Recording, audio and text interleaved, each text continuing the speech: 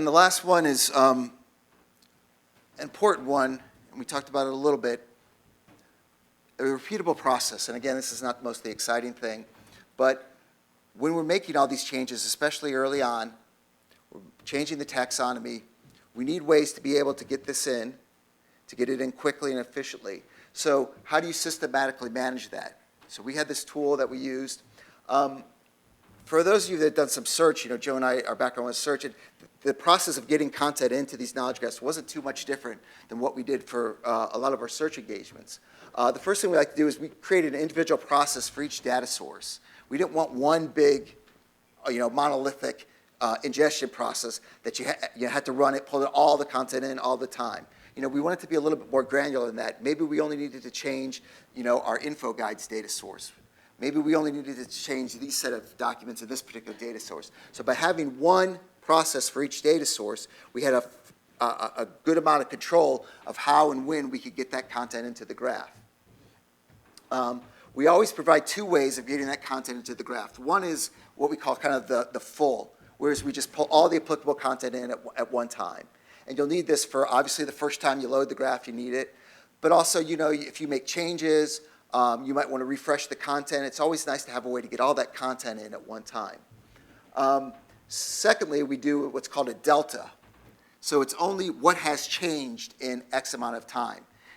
We have a couple content sources that had tens of thousands of documents, and we didn't want to re-pull everything in if it hadn't changed every night. So we were able to identify, hey, what's the way that we can only pull in stuff that's changed so that every night when we run this, we're not doing everything, we're just pulling in what's changed.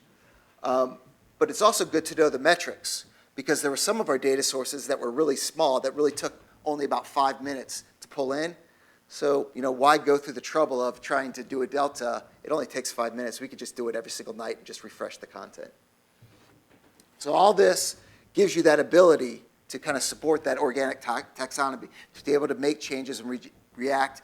We always develop an Agile framework, and and you guys are familiar with Agile, know that there's constant change and iteration, and this allows us to do that quite easily. The last thing that didn't make the bullet point, but that's key, is that getting this data into your system should be one of the first things you work on, because it can be very time-consuming, okay? Think of what you're doing. You have systems, external systems, not part of your project, that you have to get to. So you have to deal with the IT folks.